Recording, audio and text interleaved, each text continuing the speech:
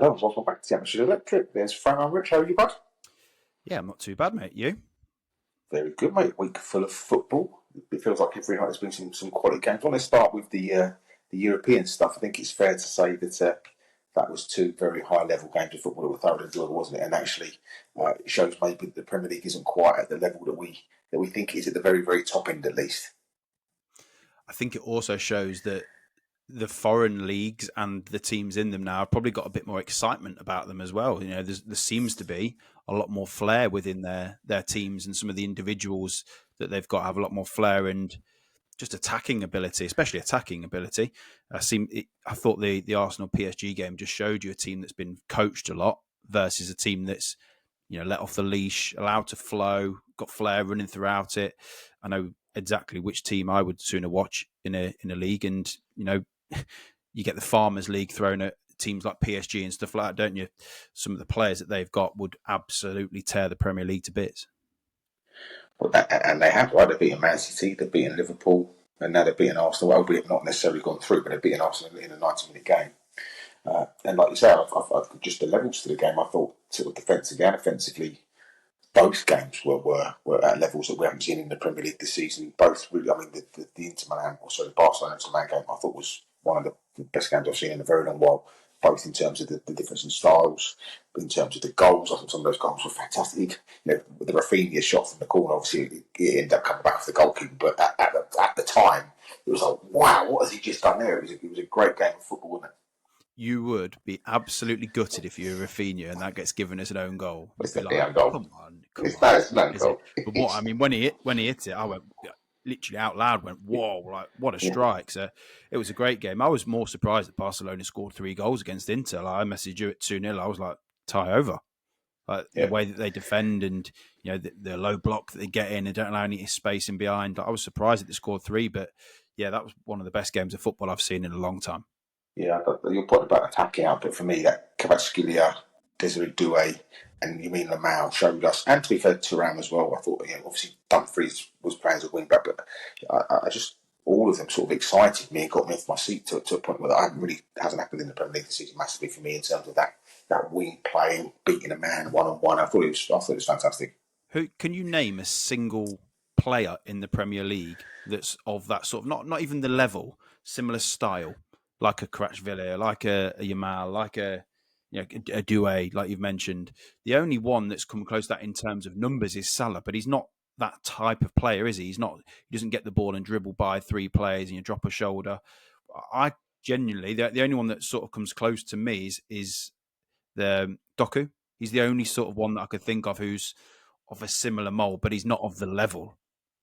Yeah, Yeah. Right, that's got the output, but like I say, the PSG guys are just relentless. They just keep going off it. It's just, I mean, Prishki, I haven't seen him take a minute off. He just keeps going, and all he's got at the end of this is, I'm going to have a shot with the ball going in the box, and there's no grey area. He's got no other plan. It's just literally, I mean, you know, you showed me something you put on there with sort of, I think it was 4+ shots or 3+ shots. Yeah, he just keeps shooting. He doesn't even give it a second thought, does he? He had one from the halfway line. Yeah. Well, he's just constantly looking to score or just create a nuisance. I find it funny that Timber, after 17 minutes, had committed 4 fouls against him because he's just that tricky. Every time, even getting the ball with a man behind him, his first thought is to spin rather than hold it up and knock it back like we're coached to do in the Premier League now. His first thought was, I'm going to get on the half turn, and he's turning him constantly. And he had 4 fouls against him in 17 minutes. How he didn't get booked? Well, yeah, but moving on to the Europa League, I think what it shows for me, what I've taken from this, is that actually at the top end of the leagues, the Premier League isn't any better than the French league, the German league, the Italian league, the Spanish league. But as you go down the leagues, that kind of bunching up of the Premier League is now where the strength is, because you look at the 15th and 16th place teams in the Premier League, both winning in the Europa League semi-finals. You look at what Chelsea did. Like, for me, it shows the quality throughout the Premier League that anyone can beat anybody. But at the top level, we've got some learning to do, some work to do. And I think to tie that into the relegation in the Premier League, that's exactly why the Premier League is that strong, because when you do come up from the Championship, it's now such a gap, which is also then, like you've said, being highlighted in Europe, that the teams that, you know, in any other league would be classed as relegation threatened teams they're so far off the level of being relegation threatened, but then so far off the level of the other leagues. And it's obviously down to money, isn't it? Like we said about, Premier League teams receiving more from parachute payments because teams are going up and down consistently now. So it's going to get worse and worse, isn't it? Worse and worse is in for the teams coming up, but it's going to get better for the teams in the Premier League because they're going to keep getting that money, keep investing in their squads, and keep going further away, like you said, from other leagues. Well, the knock-on effect is that it looks like, if you're a predictor that Manchester United top will get to the final of the Europa League with guarantees even 6 Champions League spots next season. That is dangerous not only for those coming into the league but also for the rest of you. If when you talk about the co-efficiency, when you talk about securing that 5th place time and time again, the more teams you've got in there, the more points you're going to score just by the logistics of having the points. I think it's an interesting piece that if Man United and Tottenham do get through, 6 Champions League teams next season will be very interesting. And that nudges all of the other teams in the league down to more places in Europe. So you could end up with like an 11th place getting Conference League, which obviously, for some teams it means the world. For some other teams they've been in Europe before and it won't. But like you said, it's just then going to mean that more points for the coefficient, constantly getting more teams into Europe, more money coming their way. And, England and the Premier League have streaked away from the rest of Europe with the quality and the funds available. And it looks like it's going to get worse, which is exactly why the Super League came around. So it wouldn't surprise me again if that sort of happens again, because the Premier League will just continue to streak away from other leagues. Except at the top level where PSG, I don't see Arsenal clawing that back. So for me, there'll be a non-English team in the Champions League final. But I think actually there'll be an English team that win both of the others. I think Chelsea will win the Conference League, and one of Spurs or Man United obviously will win the Europa League. Who's your money on for the Champions League from what you saw? I can't see how PSG don't do it.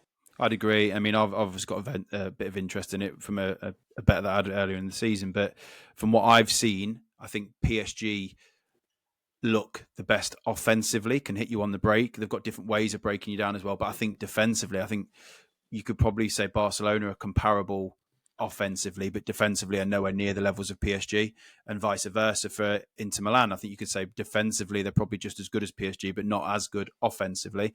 So PSG are the whole package at the minute. So yeah, I agree. I think PSG are the favourites. Yeah, I can't see Barcelona, like you say, defensively. If Inter Milan, who aren't they're not internationally known as their attacking force, they're a defensive unit first, right? They've been 1 or 2-0 for them to go and score 3 goals at home and miss chances. I think PSG would, like I say, the missing Balde, Garcia playing, I think, no, not Garcia, young lad, I can't think of his name, but he's going to get absolutely torn a new one. Kunde got injured. I don't know how bad that is. They're missing defensive players. Yeah, I think PSG would run them up with Barcelona, to be honest with you. Yeah, I agree. I just think overall the whole package, PSG are the favourites. So we'll touch on some other stuff as we go through, but obviously the Premier League week starts today, starts Friday, 8 p.m. Manchester City hosts Wolves. The most informed team in the Premier League play tonight, and it's not Manchester City. It's a very strange thing to say, isn't it? I can see that turning around tonight just based on what's at stake for both teams. It means a lot more to Manchester City with the qualification for the Champions League, doesn't it? Whereas Wolves, they're not on the beach, obviously flying, but you would like to think that Man City would have enough against the Wolves team, yes, that are flying, but it means more to them. So I can see that form turning around. Yeah, but again, dangerous game, though. I think we just have to take a moment, don't we, to appreciate the job that's been done at Wolves. I think, again, I think we forget now how close they were and how often this season we're talking about 4 teams being involved in that relegation battle. And it's just, now that looks laughable, isn't it, to be mentioned. They're 20 points clear of Ipswich when it doesn't feel like that long ago. In reality, it was a bit decadent, wasn't it? I'm going back to early in the season when Vitor Pereira came in, and I think his first game was against Leicester, and it was clash. It was dubbed as the relegation battle clash. That looks silly now. Say 20 points from Ipswich. Was it 23 from Leicester? Something like that. Like ridiculous. They've got teams below them now, haven't they? From not even the relegated team. So, for them, they're obviously looking forward. What do they do next year? Do they looks like they're going to sell Cunha, but sell Cunha, reinvest. So for them, it's absolutely rosy, and he's done an unbelievable job there. For me, he's an absolute shoo-in for Man of the Month as well. can't see who else it goes to. Yeah, and you kind of wonder whether, obviously Arnold Slot will manage it here because he will, but you kind of have to think about it. If they can keep him, he's embraced the community. He goes down the pub, has a drink, gets involved. Like I say, he's turned what was a malfunctioning team. It wasn't just they weren't performing well; there was infighting. Cunha was off the rails. It was falling to pieces. The job is that I don't hear any leaks from Wolves anymore. He just calmed it all down. They're playing good football. Got Strand Larson up front. Made a couple of additions in January, or an addition in January looks like to make a difference. And they've scored 51 goals. They've scored what's that? That's 12 more than Manchester United this season. You work it out; it's won a game. Naughty, naughty, naughty, naughty. Good old Ennie. Come on, we're done. We don't need to go there anymore. She's off our screens. Yeah. Let's move on. But a massive well done to everybody involved in that Wolverhampton Wanderers turnaround. And obviously, we talk about the Champions League places. Manchester City still in fourth. It would be a good way for them, wouldn't it, to stamp their authority on the weekend, get there nice and early, get those 3 points on the board, and start to apply some pressure on Arsenal for that second spot. Because I think, where Arsenal are in their season, I can see this weekend being a tricky weekend for Arsenal based on the between PSGs. It wouldn't surprise me if you could pick up 3 points on Arsenal this week and get a bit closer to that second place. Definitely, especially when you see some of the news coming out of Man City around Rodri's back in training. Haaland is as well. It's going to be interesting for the next few weeks, isn't it, with the big guns coming back, whether or not Rodri will get any minutes or not. I don't know whether he's going to be fit enough. I can't probably see him playing, but you never know where he is with fitness. But Haaland coming back is going to be a big boost for them. They've definitely, it's going to be obvious they've missed him, but he's completely their focal point, isn't he? Marmoush is a very different player, and they haven't quite looked the same outfit with him out. So, no, it's a huge plus for him. So, and you're right. Arsenal's concentration is going to be completely elsewhere. Manchester City just need to go about their business, which, when you look at the games they've got left, they should be picking up 3 points in the majority of them. Definitely put pressure on that second place. Yeah, top 7 is very interesting now, and it could literally, I think it's going to be about where your focus is really more than anything else in terms of where you finish. So we've changed the way we do this now, so we're going to give our predictions for the game as we go along off the back of last week's somewhat shorter version. So I think we're both on the same page here, but it'd be interesting what score you've gone for. So Manchester City at the Etihad, 8 p.m. versus Wolverhampton Wanderers. The score will be? I've gone for Man City 2, Wolves 1. Oh, I thought we were going to start off on a perfect one. I've gone Manchester City 2, Wolverhampton Wanderers 0. A throwback to the BBC 1980s grandstand. Was it grandstand? Yeah, it was grandstand, wasn't it? Not only do we have a late Friday, we also have an early Saturday. And we've talked about this today, how difficult these are to predict. And I think this is a difficult game to predict. Aston Villa hosts Fulham at Villa Park. Aston Villa now firmly focused on the league. Both teams with European aspirations. Obviously, Fulham have become a little bit hit and miss and possibly bruised some of those defeats, but got back to if you like, a maybe slightly fortunate win against Southampton last week. So that might give them a bit of confidence. Whereas Aston Villa are on a nice run and they're right back in the mix. Obviously losing last week to Manchester City, no disgrace in that with everything else going on. So. How do you see this one going? Are we looking at this as being a quite comfortable, sort of home win, or do you see Fulham being able to go up there and give them a bloody nose? No, I think Fulham will cause them problems, but I'm firmly in the camp of this as a home win. Like I said, I think Villa have had slightly different focuses throughout the season. It's been Champions League, it's been the FA Cup, whereas now, like you mentioned, their sole focus is the league. And they are still gunning. Because you look at Forest, are absolutely dropping like a stone, aren't they? So you look at the teams around them, there is still that chance of them qualifying for the Champions League. So I think, like you mentioned, all focus on this. A few of the players' form have dropped off, but being able to focus on the league, I can see this just being quite comfortable. I think Fulham have flattered to deceive most games. They're quite lucky to beat Southampton, like you mentioned. They are, the ultimate win-lose team, but I just can't see them having enough to cause Villa problems. Do you think there's any chance of, obviously, they got beaten up pretty badly by Crystal Palace, which was a phenomenal performance by Crystal Palace, in the FA Cup semi-final, one of my favourite performances of the season, actually. I thought it was absolutely superb. But that must leave some mental scars and some mental tissues. So Ibrahim's going to have to do a job of turning that around, because they looked second best for 95 minutes, and it could have been a lot worse than 3-0. They do. I just wonder whether Fulham have got the levels to do to them Yeah. what Palace did, if that makes sense. Like when I look at some of the players that Fulham have got, they've got some good players, but far too often I've just not seen that ability from them. When they're good, Fulham, they are bloody good, but when they're bad, they have looked really poor. And I just think Villa in the central midfield will probably just have a bit too much for them. I can see that Villa midfield getting on the ball, controlling the game, dominating physically as well. And, with the forward players that Villa have got, I think they just have a bit too much for them. And just whilst we're on Villa, obviously Rashford's now injured. Went to watch the boxing on Saturday night. I'm not quite sure what the complete and utter meltdown about that is, but do you have a problem with him living a life whilst injured? No, it obviously gets blown out of proportion, doesn't it? I mean, it's just the numpties that say, why aren't you at the game? Why aren't you contributing? Well, if you're injured, you're injured. Like, what is he meant to do? He can't contribute. But sometimes I think footballers are a little bit tone deaf with what they do. But I mean, I had no problem with him being at the boxing. He's not causing any harm whatsoever, are they? Well, but I don't know, by the way, so I could be happy to prove wrong here, but he might well have been at the FA Cup semi-final watching. Mm. It's not a million miles to get from Wembley to Tottenham. It's not impossible in the time frame that they had to get there for 9 o'clock, 10 o'clock to watch boxing. If he's pretending to be injured, that's different. If he's not, if he's injured, if he's genuinely signed off by the doctor saying that that's stage 4, level 3 tail, whatever it is, what can he do?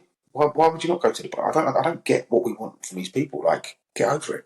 No, I agree. Like I said, I think at times, sometimes footballers are a bit tone deaf and they don't read the room. But even if he's not injured, by the way, like, you can still go out to an evening event. It's not like he was out and he's absolutely plastered, and like, you can still go out and live your life.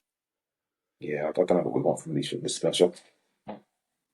Actually, the one thing I would like to mention for this is, and it's great because I think he's been so unlucky, is the resurgence of Ryan Sessegnon. He is. He looks like his former self again, doesn't he? Whatever they've done with him sort of physically, because that was obviously his problem for a long time. It looks like he's back in one piece, scoring goals, contributing, and I really am very, very happy for the young man, because I think it feels like that's the club he should be doing that as well. It feels like he's back home, and they've done a great job of turning around. He looks like a proper Premier League footballer again, doesn't he? Yeah, and all they've got to do, Fulham, looking into next season, is there's quite a few examples of sort of like your Ryan Sessegnons. Have obviously got Emil Smith-Rowe, who started well and has dropped off. And there's quite a few of those examples. If you can just get all of those pieces of the puzzles back into the team, all on form, performing, then they've got a good side, haven't they? But at the minute, when you look at too many of the pieces, I mean, I looked at their bench of the day, and most of you'd say their top players were on the bench, but it's all because they've been underperforming. So if they can get them in, they're a good side. So 12:30 kick-off, Villa Park, Aston Villa hosting. The score will be. I've gone for Villa 3, Fulham 1. I've gone for 2-1 Villa. We are close, but no cigar. A really bizarre game, and again, this weekend is a little bit weird based on that. But Everton hosted Ipswich 3 o'clock at Goodison Park, coming to the end of the Goodison Park final season. Can we make a case for all of the relegated sides? But we'll start with Ipswich in playing with freedom, playing with almost nothing to worry about them, but they might actually bring out the best version of themselves, and they could then become a little bit dangerous. Is that a possibility? In one of the games, I think one of them could be a bit dangerous, but in general, no, I just don't think any of them are good enough to compete with any of the other 17 teams, if I'm being honest. Like, I look at this game, Ipswich versus Everton, unless Rory Delap has an unbelievable game and basically single-handedly carries Ipswich, I can't see them scoring. The thing is, if that's the first clip someone's ever seen, they're not going to get the link. Secondly, you've done me now because I can't think of anything. Anyway, yeah, it's difficult, and actually, Everton have, as we've spoken about many times, have become very, very difficult to score against, very difficult to beat. They've got their system, they understand what they're doing. How much of that have difficult to beat? They've actually lost quite a few of their last 5 games, haven't they? But again, you would expect them when they've got a lineup of Liverpool, Arsenal, Nottingham Forest, Manchester City, and Chelsea to not even pick up the 4 points they have. So you could look at it and go, that looks bad, but actually to get 4 points out of that one for Everton is actually very impressive.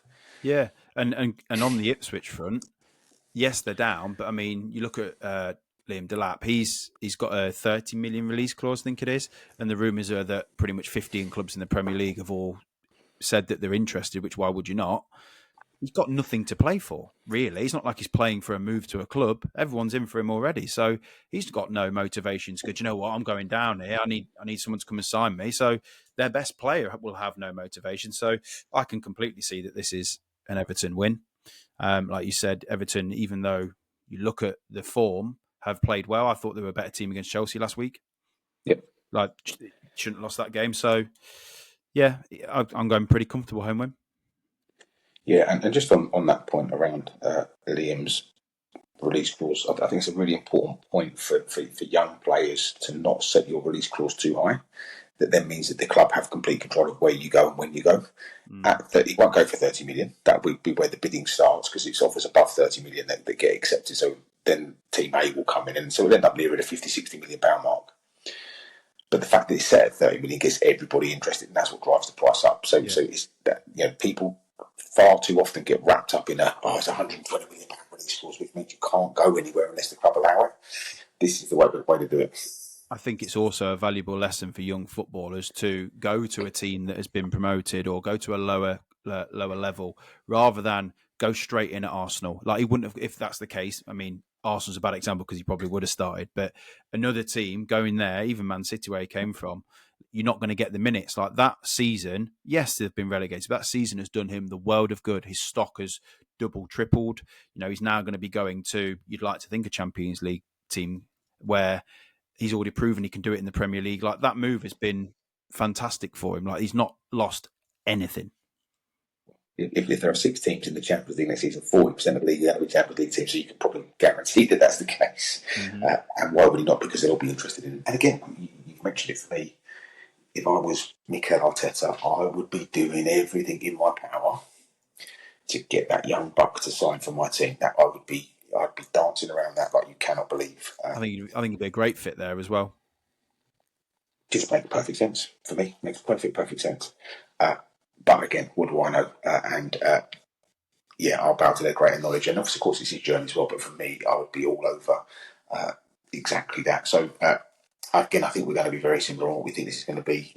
Everton host Ipswich, which is about 3 o'clock kickoff. The score will be 2-0. That's exactly what I've got. That's exactly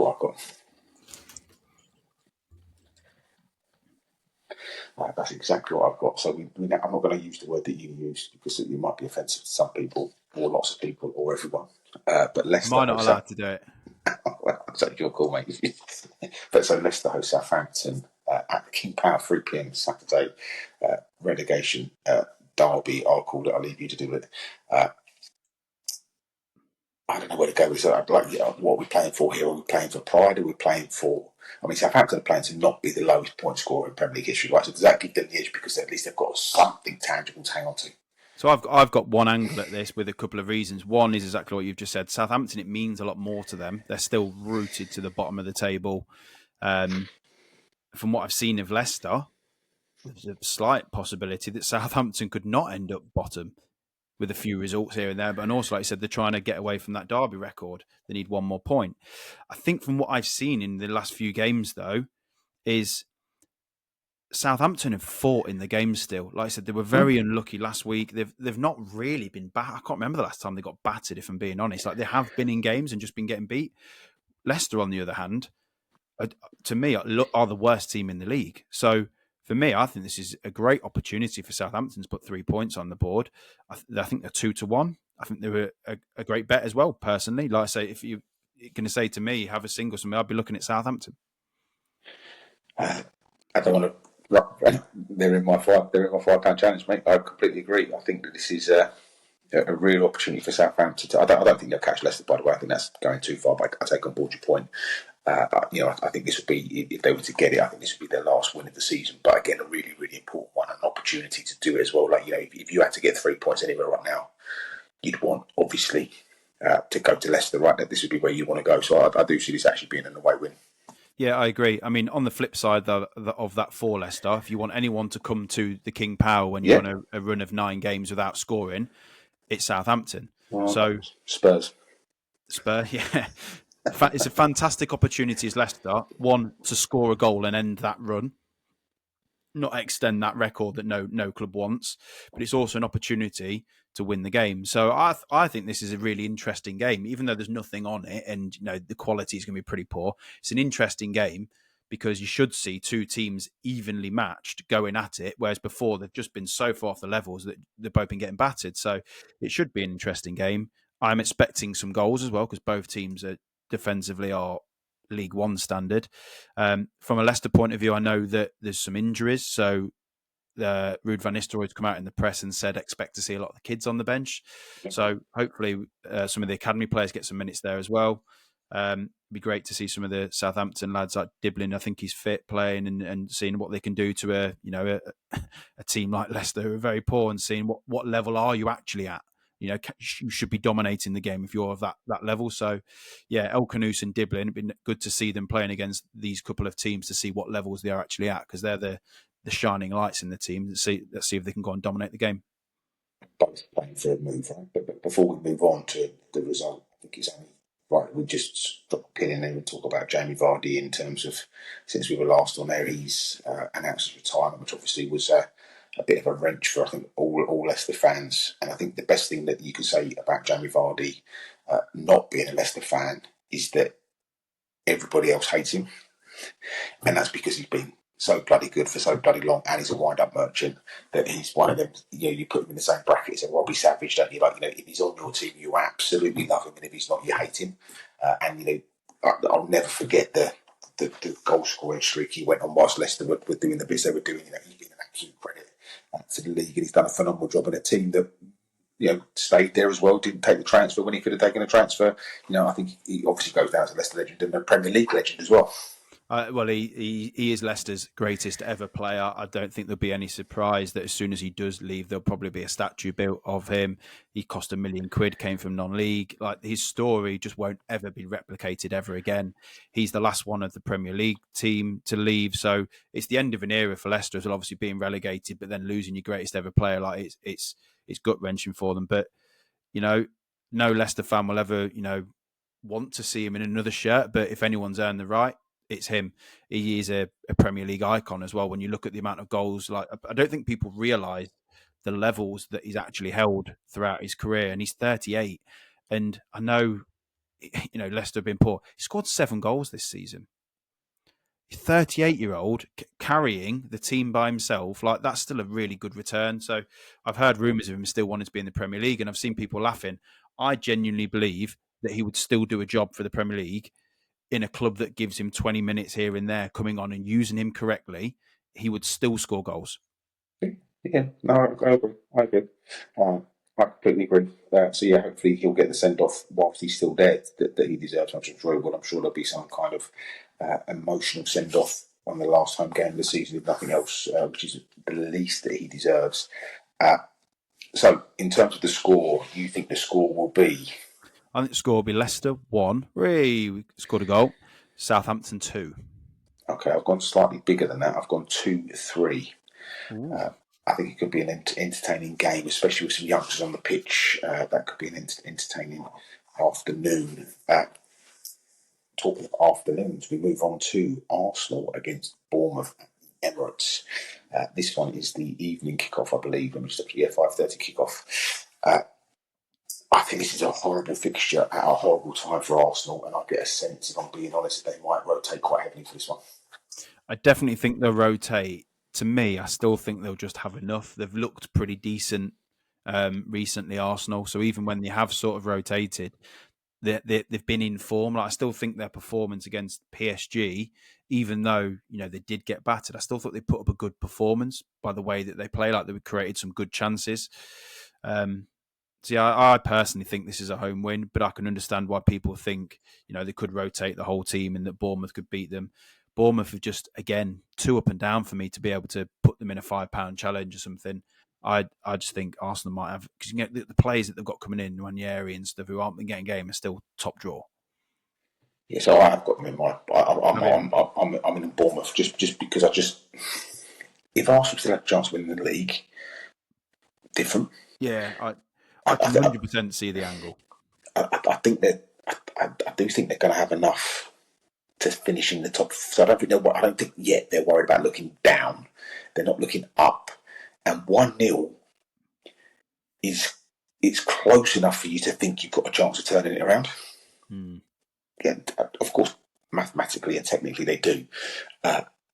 So I think this is a really sticky wicket for them in the sense that they haven't really got much to lose. They haven't got much to gain against Bournemouth, but they have got everything to lose in game next week. And I think they're the Wednesday kickoff, aren't they? So it's not Tuesday, it's Wednesday because they're on Prime this week.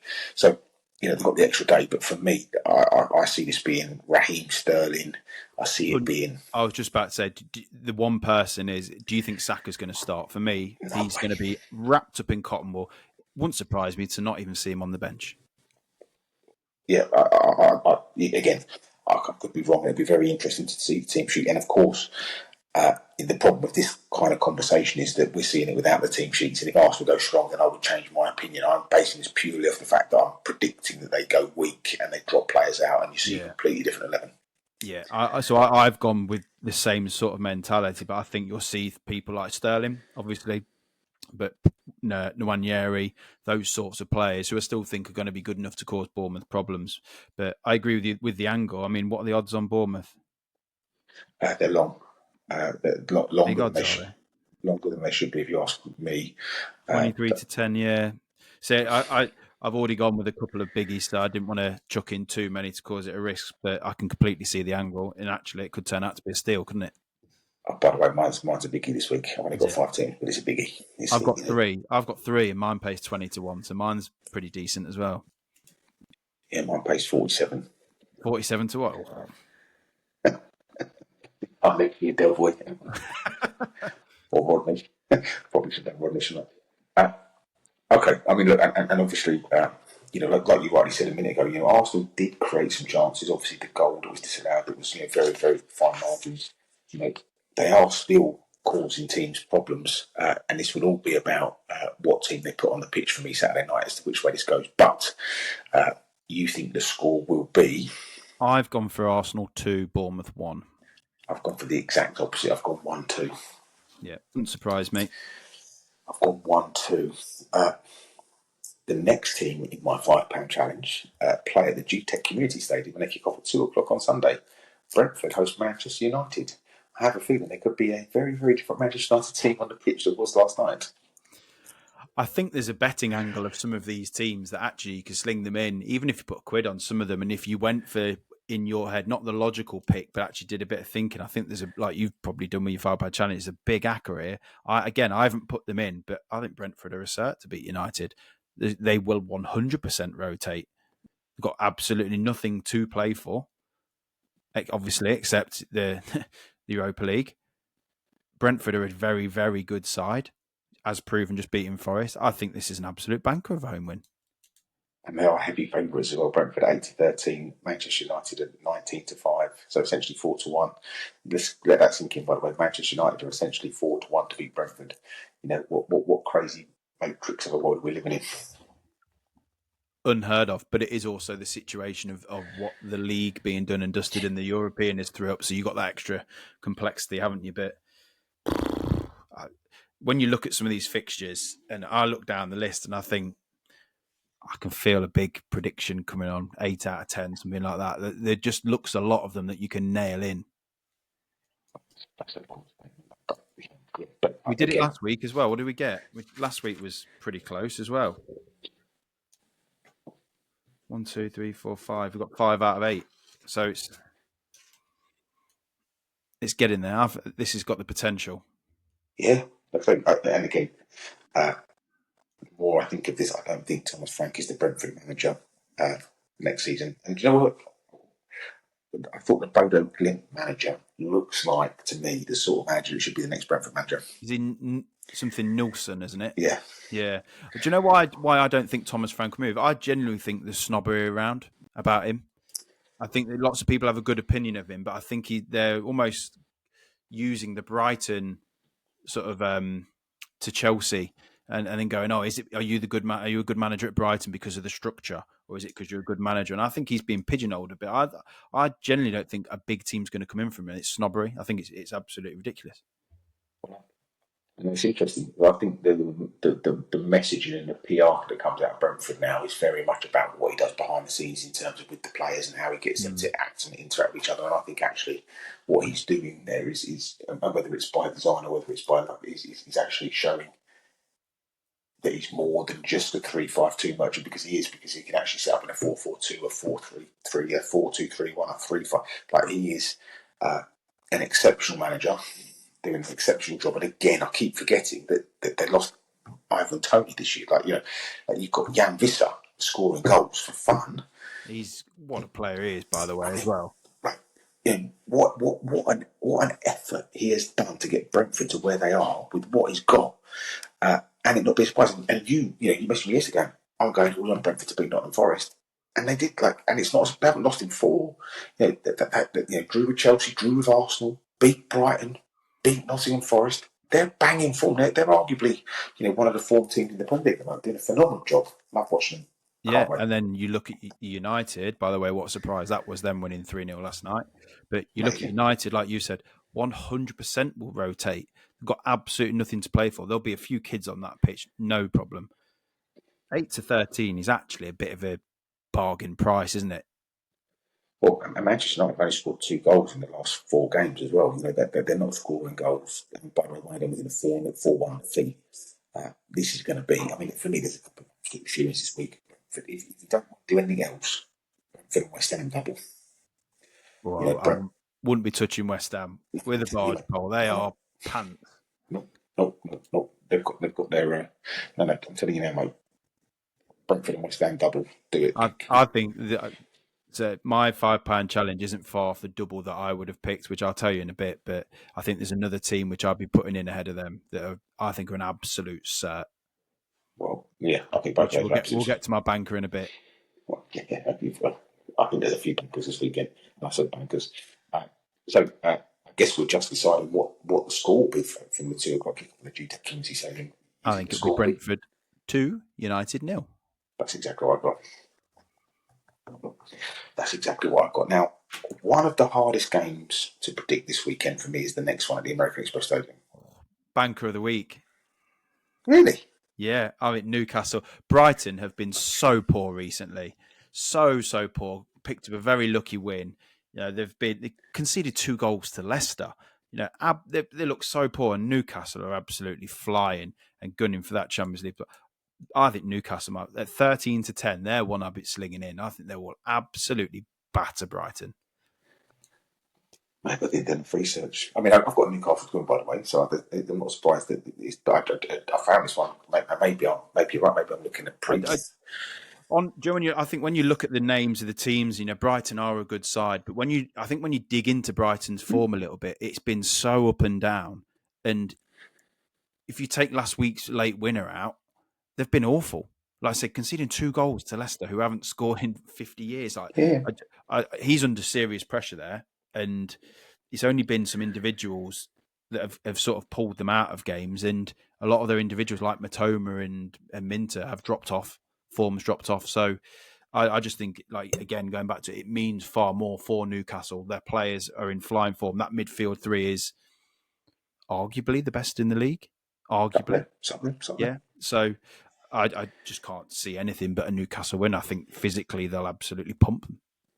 And so you're sticking with Newcastle being your banker of the week? I'm going for Newcastle at 13-10. I'm going for them as my banker of the week.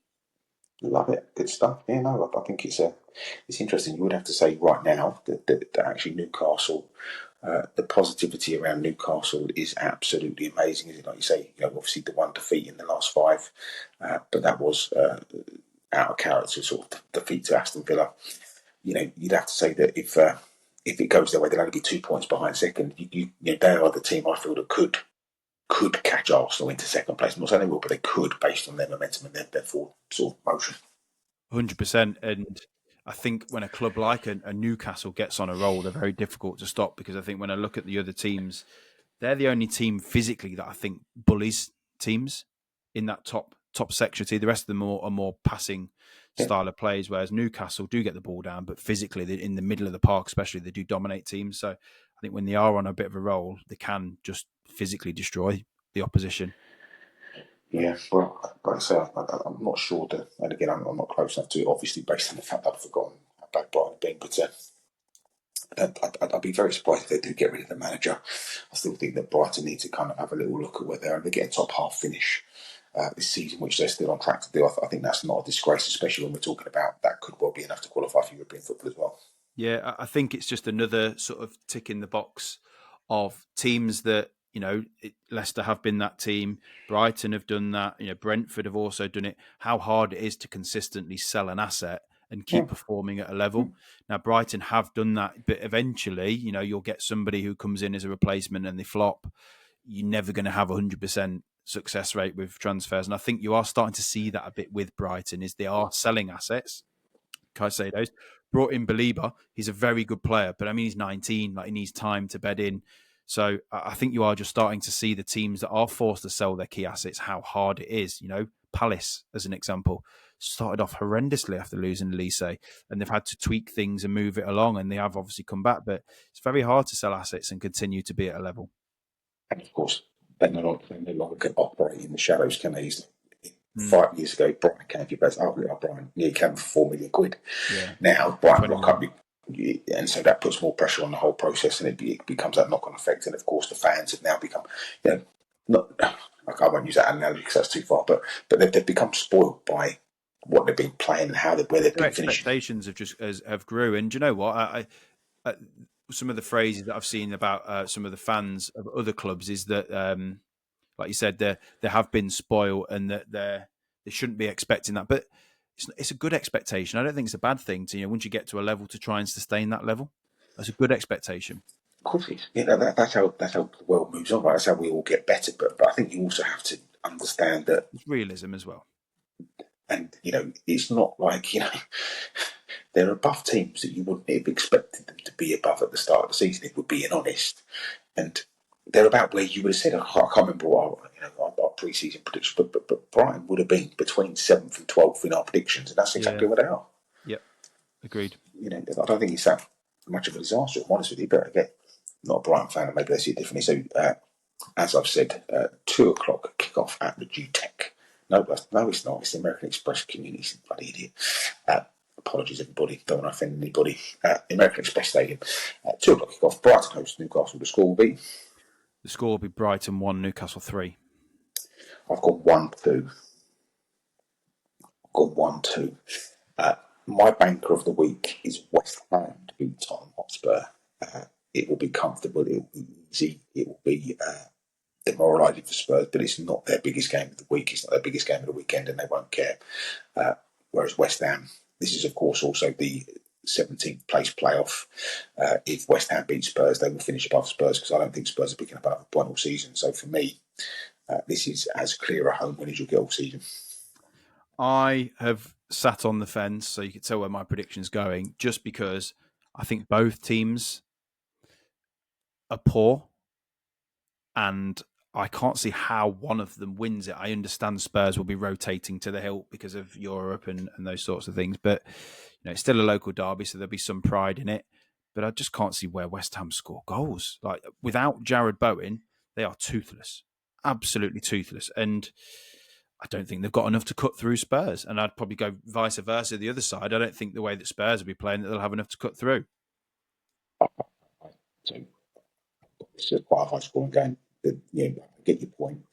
But offensively, they're both going to be all over the place. I think there'll be opportunity. I think this is a game that normally both teams are up for, in terms of and the Spurs fans joke that West Ham think it's their cup final. This is an important game for West Ham. Yeah, so I've got goals as well, based on how, like you said, how bad both defences are, as opposed to how good they are going forward. But this is also, let's be clear, this is also a really important game for Graham Potter and whether he sticks to this, because I think if he beats Spurs, it can give them that kind of boost, that kick on, that, and again, they will finish one place above Spurs. And again, in many West Ham fans, that's probably enough. As long as you finish above Spurs, it's okay, even if it is 16. If he loses against the changed Spurs team, I think this this could be a real problem for Potter. He needs to win this game massively. There's way more in for West Ham than Spurs.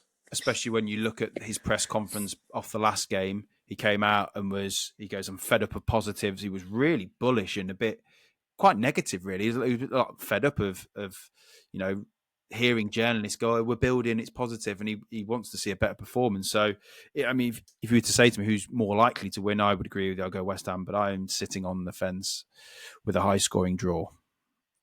Desmond? Not for me. This is, I've genuinely, this is £5. West Ham. What have you gone for, sorry? 3-1 West Ham. 3-1 West Ham. I just don't know what team Spurs. I think you see Kingsley goal. I think you can see Bell injury, Solanke injury, Son injury. I think they're going to be as weak as you'll see a Spurs team in a very long time. Yeah. So we move to the 4 p.m. kickoff where Chelsea will be doing a guard of honour for the newly crowned champions Liverpool. Obviously Stamford Bridge. Do you think Liverpool keep going, or do you think they might just have a bit of fun for it now and not worry too much about the remaining fixtures? So this is my last team that goes in my £5 challenge. I think they're 5-2 Liverpool. No, 21-10. So bigger than 2-1. I can't see how you don't put them in a bet. Obviously, I understand they may rotate. They've won the league. They've got nothing to play for, and Chelsea do have something to play for. However, I don't think Chelsea are very good. I thought they didn't deserve to win the game, draw the game against Everton. I thought Everton deserved to win the game. I think they were quite fortunate. Cole Palmer looks a shadow of the player that he has. The Chelsea fans are against Maresca at the minute, not liking what they're seeing. There's rumours of the board being completely split of whether he carries on or not. I just think Liverpool will be far too good, even with rotations of players. I just think they're going to be a better team. So I think 2-1 is a great bet. Yeah, again, these add flavour to think that Chelsea got something to play for, right? And therefore that might be enough. But actually, like you quite rightly said, Liverpool have given us no reason to think they would have when they gave Spurs an absolute streak last week. They should be full of confidence. Why not have some fun with it? It's now 1. See how many goals you can score. Obviously, is it the Trent Alexander-Arnold kind of goodbye tour? All that kind of great stuff. And you should never get bored of beating a major team like Chelsea away from home. But like you say, I think Chelsea in the middle of cup semi-finals as well. They could rotate. I mean, they're comfortable now. They are 4-1 up, I think, off the back of last night's game, so they are safe. But you might see some strange selections from Chelsea this weekend. Yeah, definitely. And I still expect them to put a strong team out because they're obviously gunning for the Champions League, aren't they? But they will definitely. I mean, they've got the squad to rotate as well. Whether or not the quality's there is a different question. But I think you will see some rotation. But I just can't see Liverpool taking the foot off the gas. Really, Mo Salah is still in the hunt for the Ballon d'Or. So you'd like to think he still will be going full hog to try and put as many stats on his name this season to put his name in the shout of the Ballon d'Or. Yeah, that's an interesting conversation of averageness, really. I think for me, the Ballon d'Or now, people are paying back freely. Good stuff. I don't know who's going to win. I think it's very dull this year. I think I put something out there a few weeks ago about it to say if Rafinha wins it, it shows the decline of football, like the standard. And then I saw Rio Ferdinand going, was he allowed to leave the Premier League? Because he's gone to Barcelona, you muppet. He's not gone to York City, has he? I just think when you look around and you look at some of the individuals, like the fact that Salah's in the hunt for a Ballon d'Or compared to some of the people that before him, I don't think there's any comparison. I think it does show the decline of individuality, and that actually looking at Yamal's performance the other day, he's the leading light to take it on, isn't he? Let's be honest, he should be winning it most years. Yeah, I need to see more. I actually think Design Doué is a better long-term prospect than he's unbelievable as well. Yeah. But let's see. I mean, I think it'll be interesting to see. Hopefully, that becomes the next generation I think Ronaldo does lots of things really well. But he was unplayable for the first 45 minutes, but to give him a lot of space, he was left out there. They are back to market right to his toes the whole game. But that's just maybe we're going down. So, Chelsea host Liverpool 4:30 Stamford Bridge. You think the score will be? I've gone Chelsea 0, Liverpool 2. I've gone 1-2. I've got 1-2 to Liverpool. I think they will have enough. And then we didn't have Monday Night Football. again, one of my favourite performances of the whole season. Absolutely mauled Aston Villa in the FA Cup semi-final. On the other side of that coin, Nottingham Forest, maybe slightly unlucky to go without scoring a goal against Man City, hit the post a few times, hit the bar a few times, but they look a bit toothless to me now. They look like their season is, should have finished a couple of weeks ago. They look like they're running out of steam. And I don't see Nottingham Forest scoring many goals, but Palace might find themselves in this rotation now where they've got nothing else to play for other than the FA Cup last season. So again, this is a little bit shooting in the dark before seeing the team shoot, but I can see this being a very, very low scoring game. Yeah, I mean, I've got a couple of goals in it. I don't think you will see sort of end-to-end sort of football. Forest are going to have to start coming at teams now, which just don't suit them, at all. I can't see Forest winning. I think Forest are really now struggling for the Champions League. I think they've had the powder and it's gone, haven't they? Like they've completely burnt out. Palace, like you said, the one thing to note, like you've said, is they're possibly rotating players, and that could mean that they're not going to perform to the levels. I think if it was a full strength Palace team, I can see them beating Forest, but I've took that into consideration with my prediction. Yeah, so results. I think this Same. I've got 1-1. A low scoring draw all over it, and I think Nottingham Forest. It was really interesting for me because I watched them closely for a while, but I do not feel to be exciting when they played Spurs and they won the game, but they had 2 shots. It was a very, very poor performance from Nottingham Forest. And when you look at it, you go, they're overperforming so much on the XG, on everything. They shouldn't have scored 2 goals in that game. But that's going to run out at some point. You can't do that at some point. You have to create more chances than they're creating to win games of football. Yeah, well, the game Forest against Brentford, to me, it was evidently obvious that they are heavily reliant on Morgan Gibbs-White. I thought he had a good game. He was getting on the ball. He was popping up in pockets. But, I mean, Chris Wood, he looks like his form has now come back to his standard level, which is not a rude thing to say. He was completely outperforming where he normally is.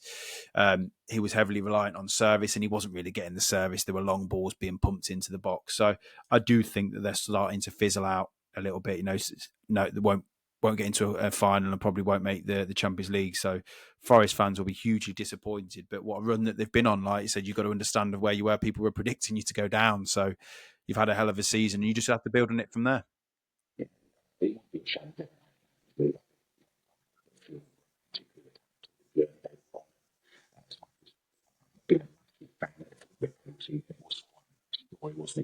They're any stuff for me. Growing up, never I've Nottingham Forest always one of the big guys. And so, yeah, it would be a shame if they don't make it. If they can beat Palace, which is a winnable game. Chelsea don't beat Liverpool, which again we're not expecting them to. They go back up again above Chelsea, 3 points clear, and they're back. Well, that's it. It's not like they've all of a sudden gone 5 or 6 points behind. They're level on points, so it's a huge game for them, and they need to keep throwing everything they've got at it. My question is when that they're having to flip their style, aren't they? Their style is sit in, allow people to come on them. Palace might do that, knowing that they've got nothing to play for. Might go, do you know what? Let's have a real go, and it might suit Forest. But I think having to flip your style and having to put it on teams now to go and win, when before you've got points ahead of you and you can sit in, defend. We'll take a point here and there. Now you've got to take 3. I just don't think it suits their style. Just on Palace, I want to have a little bit of a moan. We've got to change, not us. The FA Cup semi-final being played at Wembley is a disgrace. Yeah. There was the argument of, no Man City fans have turned up. They haven't turned up. They're at Wembley every single year. Sometimes they go there 3 times a year. It's a lot of money to go from Manchester to London. Most of their fans, believe it or not, are from Manchester. So it's a long way for them to go. It costs a lot of money. We've got to scrap this. Wembley should be the pinnacle of playing in a cup final, or if you play for England. Like, I think there's opportunity to take England to other grounds as well, when we're trying to qualify. But having semi-finals played at Wembley, I just think it's a disgrace. It takes away the complete shine of playing at Wembley. For me, it's all completely agree. There's definitely the venues that would also benefit. The problem we have is the FA needs to get money back. That's why they've been there for a while. I agree completely. Monday night football, 8 p.m. at Selhurst Park. Palace as far as the score will be 1-1. Exactly what I've got. Now, you was going to throw some Liverpool-related quiz questions out Yeah, so obviously Liverpool won the league. So I've got a couple of quiz questions, obviously based on Liverpool. So the first one is, which Liverpool player scored the club's 5,000th goal in top flight league football, achieving the milestone during a Premier League match in 2020? Yeah, no idea. Go on. The next question, which Liverpool player holds the club record for the most Premier League appearances without ever scoring a goal? So, give you the answer now. So, if you don't want to listen to it, shut your ears off. So, the first one, the 5,000th goal, was scored by Gini Wijnaldum. Yeah. And the player to hold the most appearances without ever scoring a goal is Jose Enrique. And he's got 76 Premier League appearances without scoring. Every day is a school day. Every day is a school day. Right, you've given us your bank of the week. I've given you my bank of the week. You've just got to give me your £5 challenge now. Yeah, so those bankers, that comes to just shy of 4-1, so that's actually a decent double as well. So my £5 challenge is Southampton, Newcastle, and Liverpool, and it pays 19.67 to 1, which is obviously just shy of 20 to 1. So over £100 back because you get your boost as well. So I'll tell you what it pays back. It pays back £108.30. So yeah, mine's at 47 to 1. Fivefold. So the £5 returns £240. Everton to beat Ipswich, Southampton to beat Leicester, Bournemouth to beat Arsenal, Brentford to beat Man U, and West Ham to beat Spurs. Wowzers. Bournemouth, Brentford, and West Ham. Lovely. And just a note, we both landed our £5 challenges last week. Both landed it. That took us to £91 profit for the season. Guaranteed profit for the season now, so not too bad at all. Well, hopefully, if this weekend comes in, it's going to be a very, very good weekend. We'll have profit for the next 10 seasons if it comes in. Okay, where can people find us, mate? So if you want to listen to the episodes, we are on Spotify, we're on Apple Podcasts, and we're also on YouTube. YouTube seems to be our most popular channel at the minute. On social media, we're on X, Facebook, and TikTok. We put a couple of videos out there on TikTok last week, and they absolutely blew up for our standards. They absolutely blew up. We had thousands of views and comments, so thank you for that. Really appreciate that. And generally, if you want to get in touch with us, we are on X. Send us a DM. You know, we're always posting stuff. Reply to it. We appreciate all the feedback, all the comments and stuff. So yeah. Very happy. Looking forward to speaking next week.